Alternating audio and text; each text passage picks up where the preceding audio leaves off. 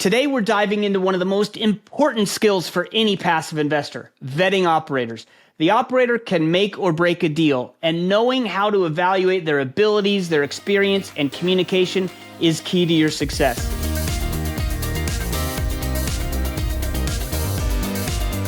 Hello, passive investors. Welcome to Passive Pockets, the passive real estate investing show. I'm your host, Jim Pfeifer. Today, I am absolutely thrilled to officially announce and introduce my new co-host and longtime friend of the community, Paul Shannon. Paul, we have enjoyed the benefits of your experience and knowledge in our community for quite a while, and we are really excited to have you join the Passive Pockets team, not only as co-host, but also providing additional content in the Passive Pockets community on the website, in our newsletters, and in the forums. So officially, Paul, welcome to Passive Pockets. Jim, thank you so much. I am absolutely honored to be here alongside you, and I'm just so impressed with the community that Passive Pockets has built. I'm thrilled to be a part of it, and to take it to the next level and be a co-host is a true honor for me. I remember, 10 years ago being an avid listener of the Bigger Pockets podcast, and I'm almost pinching myself now 10 years later as I learned so much from that podcast. Now being on as a co-host with an affiliate podcast of Bigger Pockets as Passive Pockets is just amazing. So thank you for that, Jim. I appreciate it. As far as today's episode, we'll cover everything from track records and risk mitigation to gut feelings and community referrals with our guest, Chris Lopez, a seasoned LP and expert in evaluating operators. So let's get to it. Here's our conversation with Chris. All right, Paul. So today we are talking how to vet an operator, and we're going to kick it off with you. What's the number one thing you look at when you're trying to vet an operator? I'd say for me, it's got to be the team. Are they a strong team, and do they have experience handling adversity? That's my number one. And I've got multiple bullet points as to why it is. But first, two things on the importance of the team. First, I want to know, is there a team, right? If there's a single point of failure, if it's one person, that person's priorities could change, their health could change, they could disappear overnight. So I want to make sure there's other people there to take over and handle the capital of the investors they've taken on if that person should disappear. As far as the team is concerned, once I've determined that there is one, who actually is on it and what role or function do they play on that team? Usually when you're a passive investor, you're talking to the investor relations person, right? And that person may or may not have really active involvement outside of that role. But I really want to know who's doing the acquisitions, who's negotiating with the buyers, who's underwriting the deals, who's managing the asset. That's probably the most important piece. If this is going to be a 5-7 year long hold or longer, we really want to know who's going to be operating the property, maintaining it, and executing the plan. So that's first and foremost. And then as far as adversity goes, I really want to work with a team that has experience in multiple market cycles, that has experienced some downturns in real estate and the economy, and then been able to come out the other side and still maintain their business. And I want to talk to investors that were invested with them during those difficult times and find out what their experience was like at that time. Can I talk to them? That's something I'll ask the operator. I really want to know too, has the operator ever been in a situation where they've lost investor capital? And that's not necessarily a immediate no for me if they have, because things do happen. Investing does carry risks with it, just like any investing. Real estate certainly has risks, but I want to know what they learned from it and how they got better and how they anticipate it not happening again. Yeah, I think that's great stuff because, especially now, I think if you would have had that criteria 3 or 4 years ago, which you probably did, it's harder because there's a lot of people that didn't have that adversity, right? It was always just like sunshine and rainbows because everything just went up for so long. So now I think, we've had some disagreements on this podcast about this, but it seems to me that it might be easier to vet operators on those categories now because anyone who's been in business for more than a year, right, or 2 years has had some ups and downs. And it's not to say that somebody that got started in 2018 and hasn't had any of those negative marks on their resume, so to speak, isn't capable of coming out of a downturn. It's just that they haven't been through one yet, so you don't know. So that adds additional risk for you as a limited partner. All right, so Chris, let's hear it from you. What's the first thing you look at, first thing you ask when you're vetting an operator? It's along the same line as Paul's, but it's what's their track record and what's their experience. Just, hey, show me the deals you've done, walk me through the deal types, how they went about it, what was good, what wasn't good, how close were you to the business plan and the pro forma, and then also experience. And I want experience on the team. Hey, does the team have experience in this asset class, in doing deals like this? And in there as well, with the experience, a lot of times I've noticed is these operators, as they carve out these areas they can add a lot of value or just really just get some great economies of scale. And so, two examples that pop in my mind is for people that do like development. Well, a lot of times they eventually start bringing like an in-house GC or a lot of stuff in-house, so they have more control and less overhead. Or as they gain experience, I've seen a lot, especially multifamily operators, they will do an in-house property management so they can have more control and also have property management. And the goal of the property be more in alignment in terms like, hey, let's not just lease up the property and do this, but let's lease up the property and make sure we all are target for the same NOI. So the track record and the experience, and through that, how they're able to take the experience and bring a lot of like value to their niche, that's what I like to look for. And let me ask you this, how do you guys look at experience in the asset class versus experience in a different asset class? Meaning there's a lot of operators who do multifamily and then like, wait a second, self-storage is doing pretty good. Let's jump into that. Me personally, I don't want to be their guinea pig. So I would require that they hire someone with self-storage experience to lead that charge. And then I'd probably say, I'll wait a deal or two before I kind of jump in on that. So what do you guys think of that? I have the same mentality as you, Jim. I get nervous about even operators who have a defined niche with an asset class switching geographies, because I feel like they give up their unfair advantage in their local market with relationships with contractors, with access to brokers and off-market deals. You see people kind of hopping around geographies, and that's enough for me to get a little bit gun shy. So certainly hopping to a different asset class where there's so many different nuances to operating the real estate. I think being a limited partner is a little bit different because you're not actively involved in the operations of the deal. But if it's somebody that's in multifamily that then all of a sudden switches to self-storage, I kind of want to know why. And then I want to sit back and wait and see how that success trajectory goes from there before I invest. If someone's hopping a lot between, that's a big red flag to me. I definitely lean a lot more on experience, because if someone has, built a business or they have built a bunch of real estate projects, like that experience to me is way more important than the specific details. But it's not a complete no that I won't invest, nor is it a complete yes, I will invest. I just want to learn more about, hey, why are you switching? And then who are you bringing on the team? Who are you hiring, or who's the JV or who's the other GP on there that knows this geography or knows this asset class really well, where you guys have the 1 + 1 = 3 type synergy experience? Yeah, Chris, that's a fantastic point. And I think everything is, we're speaking in sort of generalizations here. So everything is deal by deal specific. So it could be that there's a specific offering with a specific operator where it doesn't meet your buy box per se or your risk tolerance per se, but there's other qualitative factors that get you comfortable with the deal when you make the investment. Jim, we've talked about a couple of our most important things in vetting an operator. What are yours? Well, mine's communication. And I think it kind of goes in with what you guys are saying, experience and making sure that the operator knows what they're doing. But for me, these are long-term, illiquid investments that are completely out of your control as an LP. So I want to know before I wire them $50,000 or $100,000 that they're communicating well. Because if they're not doing it before they have my money, there is no chance they're going to do it after I have my money. So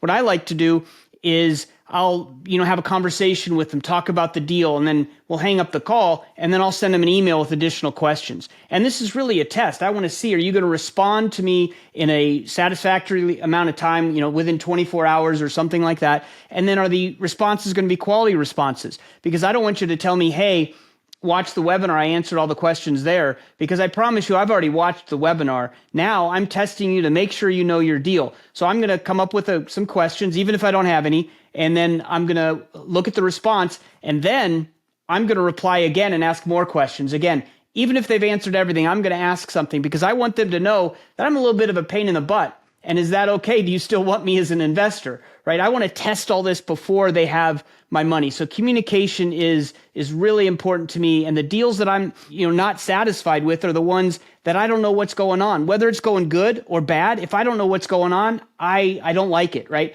And so I understand I don't have the control. I'm giving you the control, but I want you to give me the peace of mind by communication, by communicating effectively with me. Yeah, if you don't communicate well on the front end of a deal as a sponsor, you as an LP to believe that that's going to change over the next 5 or 7 years is very unlikely. I've seen this a lot in like the bigger pockets and passive pockets forum. The amount of sponsors that are asking or requiring their LPs to sign an NDA. I guess that's been around a lot of times, the topics of like, oh, we got to do a capital call to bring more money to the deal. I have never been asked to sign an NDA by any of my investments, which I probably wouldn't, but I'm curious, have you guys ever been asked to sign an NDA for like communication? I was once, but it was on a project that it wasn't a normal asset class. They were building like something downtown, like an entertainment type venue. And they asked me to sign an NDA to not share that information with others. And I did sign that one, but that was a special case. There's a lot of pitch decks you'll get where they say this is confidential, you're not allowed to forward it or something like that. And I don't know if that's really enforceable because, I might share it with Paul to see, hey, Paul, what do you think of this deal? Or with you, Chris, right? Hey, what do you think of this deal? So yeah, if I was forced to sign an NDA and it was a standard deal with nothing different or no reason behind it, yeah, I'd move on. All right, so let's move on. We've got all of us kind of said what our top thing is, and these aren't all like, the top one is the top one and the rest don't matter. These all are critical things that we look at. So we'll go to the second most important maybe, and this time, Chris, we'll start with you. What's another thing you look for when you're vetting an operator? I want to know how much they are co-investing for like skin in the game. And so what co-investing is that's where the general partner is investing their own dollars as an LP alongside our money. So, hey, they need to raise $10 million for a fund, and they might be investing $250,000 or $500,000. So their capital is at the same risk and will also get the same reward that I am as an LP. So I look at this because if the operator is not going to invest their own money in there, it tells me one of two things. They either don't believe in the deal. Well, if they don't want to invest in the deal, I don't want to invest in the deal, or it tells me that they don't have the financial resources to put money in the deal, which obviously is another red flag as well. I think it's pretty typical what I've seen, like a 2 to 5% co-invest is pretty typical. Sometimes a little bit lower, a little bit higher, but I've seen for most deals, like a 2 to 5% co-invest seems to be around the industry average. I love that one. We did a deal review today, the three of us actually. In that deal, I think they were raising a $40 million fund and the operator had $6 million of their own money as an LP. And while I want to caution people, that doesn't mean go invest in the deal just because they believe in it, right? But it is a huge comfort. If you like the deal, you like the operator, and everything else is looking good, that's like a nice cozy blanket saying, okay, they got skin in the game and it's more than their fees, right? Yeah, I was just talking to a fund manager last week and they had me laughing because they said, if the co-investment amount is 0%, it's a no-go. If it's 5%, it's cute. If it's 10%, it shows conviction. And I think that's extremely powerful in that example. But I want to see also, to Chris's point about how critical this is, that their co-investment amount is more than their acquisition fee. Because otherwise, they're just taking what they've raised from LP investors, marking it or earmarking it as an acquisition fee, and then rolling it right back into the deal. So it's never really theirs, so to speak, and they show that as skin in the game, but I would question that. All right, so we've covered that. Paul, why don't you tell us another thing that you look at when you're vetting an operator? So critical to me is risk tolerance alignment. I want to know if the operator is, operating on a different plane as far as their ability to accept risks than I am, because I'm generally not very risk tolerant. And, I look at that from a qualitative and a quantitative approach. So from a qualitative standpoint, if they're buying, let's say, unentitled land in tertiary markets with the plan to develop, that to me is pretty risky, right? So that's a pretty extreme example, but that's not something that they may be able to pull it off, but it's not something that I want to participate in. So there's really no need for me to dig further in. If it is something that I'm interested in as far as the asset class, geography, strategy, et cetera, I want to look at it from a quantitative standpoint and validate some of their underwriting assumptions. If they've got rent growth baked in there that's extremely aggressive based on historicals, or an exit cap that's very compressed, that's probably not a risk alignment that is going to work out long term. So I want to see sort of a sensitivity analysis, a range of outcomes. What if this happens and what if this happens? Plan A, a plan B as far as their exit. And really what you want as a passive investor is to find asymmetric risk profiles. And usually when you talk about risk and returns, they rise and fall together. So if returns are going up, you should expect the risk in the deal to also be elevated. If returns are lower, then the risk should also be lower.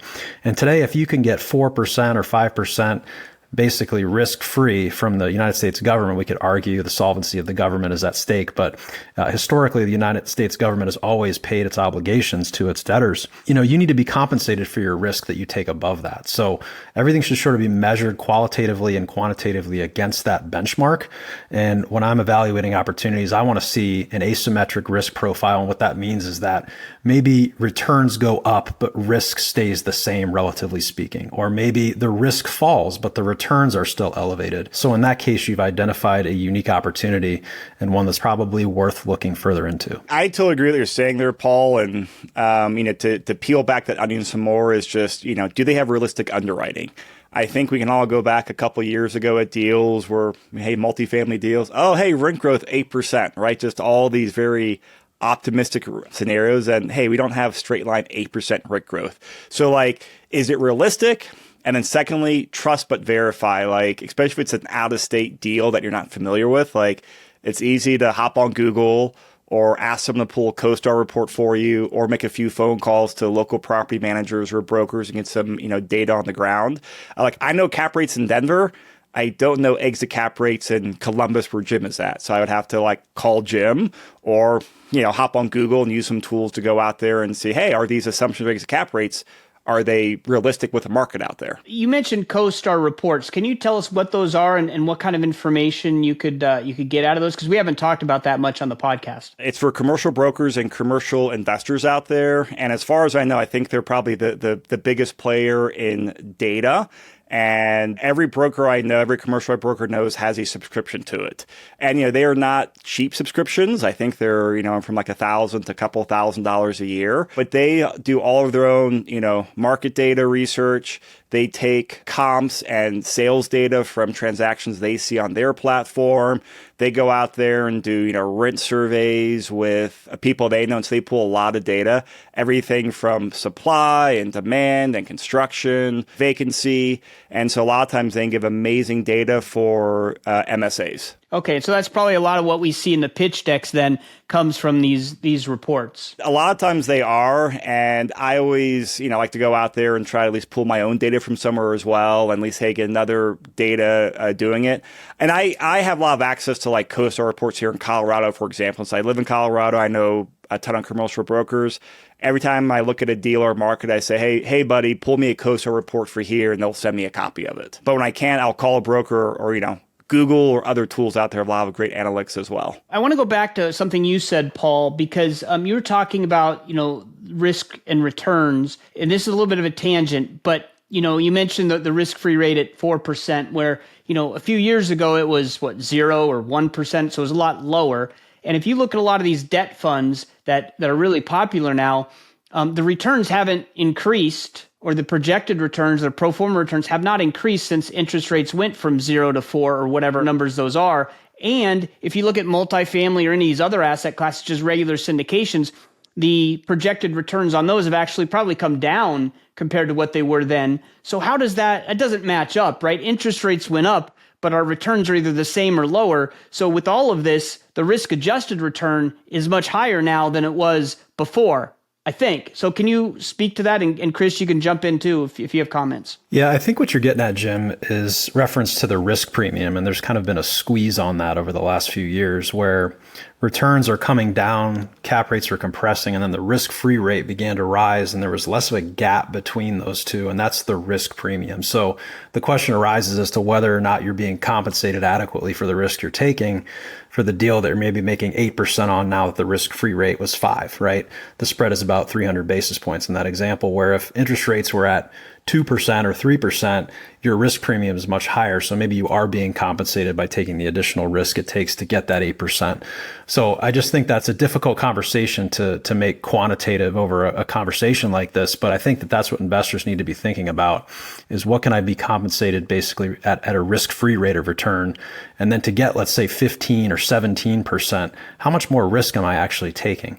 If you can find a deal where you're not taking outsized risks to gain that much extra return, that is a good deal. All right, we're already up to 5 or 6, so we're compiling a pretty good list here of important things to think about when vetting an operator. Jim, what's another one that you have? This is another that I'm pretty passionate about, and people probably get sick of hearing me talk about it, but it's community, right? That's the whole reason Passive Pockets exists. And what I do when I vet an operator is, we're trying to turn community into a verb, right? We community the operator, we community the deal. That means we vet the operator together.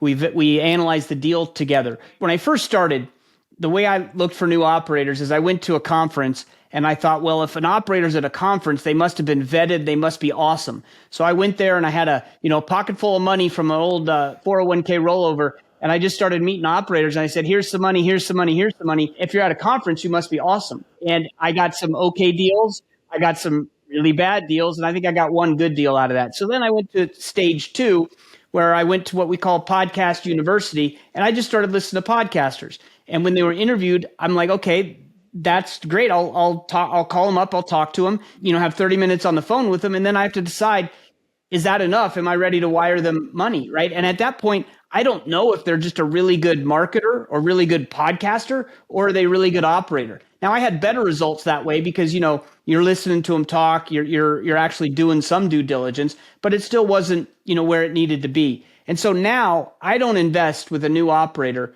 unless they're referred to me by someone in my community who I know, like, and trust, who is already invested with that operator.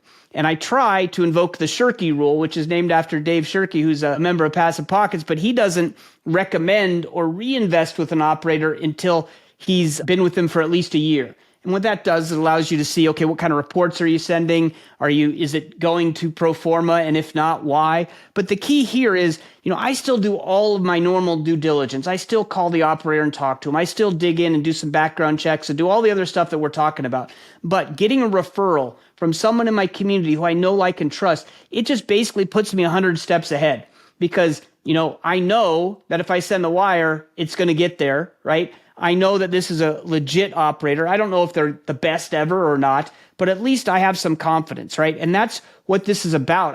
I strongly believe that this type of investing is so hard to do on your own. And that's why having a community, having other people that you could talk about and refer, because if you invest with a new operator, you're not going to know if that deal pans out and was good for 3 years, 5 years, 10 years, right? You don't know. So relying on other people is just a huge way to kind of give yourself a boost and make sure that at least you're avoiding the bad operators for the most part. Now, it's not foolproof. Right? You're going to have mistakes, but that's kind of how I look at it. I totally agree with you on getting referrals, Jim. And I had never, until you and I connected earlier this year, I never had that as one of my check boxes. And as I went back through and looked at a lot of deals I invest in, I can't think of one that was either not a direct relationship or that came from a referral from someone that I knew and, know, like, and trust, so to speak.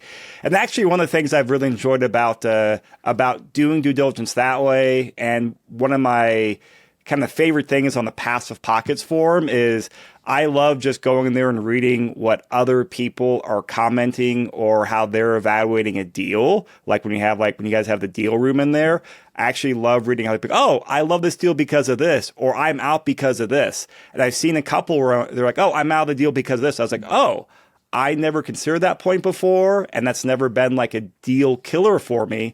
Let me go back and challenge my thought process and challenge my thinking of, should I make this a rule? Is this a consideration point? Or should I make it black and white like this person is talking about on here? So I enjoyed from the group due diligence, but I learned so much from other people that way, which ultimately makes me a better investor as well. So powerful. I mean, just the power of a community is unmatched and unrivaled. And I think that's a great way of looking at it, Chris, just getting different perspectives that you might not have considered before, getting referral sources. You realize how vast the space is too. I think one of the biggest mistakes I made when I first got into this style of investing was thinking that there were these generational opportunities that were presented in front of me and that they were rare, right? So you feel like you have to act quickly. There's a sense of urgency, which is emotional, and emotion is the enemy of sound fundamental investing. So the space is very vast. There's tons of opportunities. If you say no to a deal, you're not going to miss out. There's going to be other opportunities down the road. And I think the community can kind of keep you in check and be a system of checks and balances for you to not make a mistake. I love the fear of missing out, right? And MC Laubscher, who is well known in our industry, he has the JOMO instead of FOMO, which is the joy of missing out. And I think when you mentioned there's a ton of deals, it's true, right? Sometimes you just got to look at a deal and be like, all right, I'm just going to skip this one because there's other ones coming down the pipe, and I don't need to feel the pressure to join it, because I'm a big FOMO guy. I want to invest in this and I chase the shiny object. But when I just put on my JOMO hat, that helps me a little bit. The thing is, if you're not getting referrals from your community, where are you getting referrals? So you're getting referrals from the operator. So you ask the operator, hey, can you give me a couple of names of someone who's an investor? you're not going to get the disgruntled or the upset investor, right? You're going to get his brother-in-law who's been, investing with him for 20 years and made money on 18 deals and lost money on one, right? And he's just going to say, this is the best thing ever. So that's another thing that I kind of think about. Opportunities are like buses. If you miss one, there's another one 15 minutes behind it, going back to like, hey, this is very rarely is this the once in a lifetime amazing opportunity. I actually can't think of any of those that I've seen. Hey, if you miss one, especially for new investors, I always recommend, I would rather pass on a lot of new deals as an investor to learn a whole bunch, because it's much better to invest in a good deal than rush and invest in a deal that could break you. No one deal will make you, but one bad deal could break you. I love that, and I'm stealing the bus thing because that is fantastic. I stole Jomo. I gave a little credit, but the bus thing is great. I stole that from someone else. I think it might have been Richard Branson, but I'm not entirely sure. But I heard that somewhere and I loved it. So take it away as well. So I have another one, but I want to see, do you guys have any other things that you look for? Paul, you want to throw us one? I got one, yeah. And it's really, subjective. It's gut feel, right? If I like the deal, but for some reason just have a distaste about something and I can't really put my finger on it, that's enough for me. It doesn't have to be anything more than that. And I think that's okay. I've made the mistake once before where I really liked the deal and I love the market. I really wanted to find a deal in the specific market. And my gut feel wasn't great about some of the other things in the deal. And now this is one of the deals where I've got pause distributions and, the potential for a capital call down the road. So I'm kicking myself for not trusting my gut more. And I think you should always trust your gut. And then if you have a great gut feel about it, you should look for every reason in the book as to why not to invest, because you may be clouded by some sort of an emotional bias that you don't even realize yourself personally. So you should do all your research to make sure that you don't find anything that, could throw off that overzealousness you have about the deal. Well, I love that. And that, I have a subjective one too, my kind of last one. And this is a kind of a new one for me, but I want to like the operator, right? I want to like the person that I'm talking to. It doesn't mean I want to be best friends and, go camping with them or something like that and share a tent. It just means like, I want to be able to have a normal conversation with them. And the reason is, as I said before, these are long-term deals, right? I might be in business with this person for 5 or 10 years. And by be in business, I'm a limited partner. That means I'm a member of the LLC they're creating. They are a business owner and I am a business owner with them. So I have to be able to call them up and say, hey, what's going on with my investment in the good times or bad times? And so I want to have a relationship where it's not someone that, I dislike, or I'm like, okay, I don't really like this person, but I'm going to invest because it's a great deal. For me, I want to be able to trust them. I want to be able to have conversations, and I want to think, okay, they're looking out for me as much as, all the other LPs. So that's an important one for me. I do know a couple syndicators, Jim, that are putting together glamping outfits. If you want some recommendations, if you need to go camping with somebody, I can help you out there. You know me, because I'd much rather glamp than camp. So I'm in. Okay, so I want to ask one last question. We've had a number of great topics or things that you use to vet operators, but we just went through, and maybe we probably are still going through it. Difficult time in the market, right? The last couple of years have not been awesome. There's been some struggles, and I know you guys have been investing for a long time. What have you learned about maybe operator vetting through maybe some deals that didn't pan out, or some operators that you kind of like, oh, I wish I wasn't in that one with them? Or are there any tips, I guess, you could give to people for that you've been through this rough time? Like, what are things to look out for? I know we just kind of categorized everything, but just kind of from maybe like Paul, gut feel or something that you look back and say, hey, I learned this and I'm not doing this again. One thing that I'm very sensitive to, and I'm not sure if this will qualify as far as vetting an operator versus vetting a deal, but a lot of times operators use the same strategy as it relates to exit and debt, right? And if you get into a bunch of deals during the same year, maybe you've got some sort of a windfall, or you free up capital through some other event, and now you're looking to allocate that capital quickly.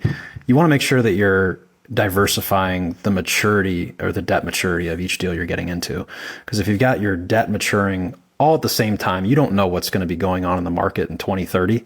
Interest rates could be extremely high. It could be very prohibitive. Look at the office deals that are coming due right now, that were on 10-year notes and presumably were very safe investments. Look at the bridge debt deals that multifamily investors were putting together back in 2021 that are coming due this year in a completely different environment. So I think it's okay to invest in deals that have bridge debt or have different debt structures, some being conservative, some being aggressive, but make sure they're not all aggressive and all lining up to mature at the same time. I really like Paul's put on there is like, the timing diversification on there. That's one of my big ones from I like diversification. One that's not operator specific, but you talk about other things I've learned the last couple of years. I've never paid attention to legislation before, like at the state level. And I'll give you a very specific example here in Colorado. Colorado's historically been a very landlord friendly state. If you pull up like the, landlord friendly states, is usually like a red state that indicates it was a landlord friendly one. The last 2 years, the state of Colorado has passed a lot of, pro-resident and are very I'll say anti-housing provider laws. And it has drastically changed the performance of some assets where, some deals I've been in, some operators I've been with, they've been amazing operators, amazing deals. And the new legislation, which a lot of times impacted the eviction process and things like that, where it goes from very short term to months and months, and it's a very hard process. It has really impacted NOI. Now, it's not destroy the deals or anything, but we're not in the, hey, optimistic outcome, but more in the lower end of it. I've talked to a lot of friends out here in Colorado about it. That's on my radar now is, hey, what's the legislation going on? And is it in our direction of the investment, or is it not? That was never my radar until about 9 months ago. I love that, because that is something you need to look at. And the last one that I'll add in there is just, and I kind of already said it, but I think the biggest mistake I made through this is going in too much too quickly with a specific operator, because the deals that have gone bad, the things that have been challenges in my portfolio were compounded because I'm in 4 or 5 deals or 6 or 7 deals with the same operator, and then their mistakes compounded right throughout all of their deals. And so what I would do is maybe keep diversifying, but also just make sure that I adhere to that Shirky rule and don't invest in an operator without having a year pass, just to make sure it just kind of gives you a buffer. And that wraps up our discussion on how to vet operators for real estate syndications. A big thank you to Chris Lopez and Paul Shannon for sharing their insights on evaluating track records, assessing risk, and building trust with the right operators. And remember, the operator can make or break your investment, so taking the time to vet them thoroughly is essential. Before we wrap up today's episode, we'd love to hear from you. We've put together a quick survey to learn more about what you want to see on the show. Your feedback will help us create better content tailored to your needs. Check out the link in the description to take the survey. It only takes a few minutes, and anyone who participates will get the amazing ebook by Left Field Investors founder Steve Su, Avoiding Rookie Passive Investing Mistakes. Thanks for helping us make Passive Pockets even better. If you're looking for more resources to help you invest smarter, try out a 7-day free trial of Passive Pockets today at passivepockets.com. Don't forget to like the episode, subscribe to our channel, and drop a comment with your tips or questions about operator vetting. Thanks for listening, and as always, happy investing.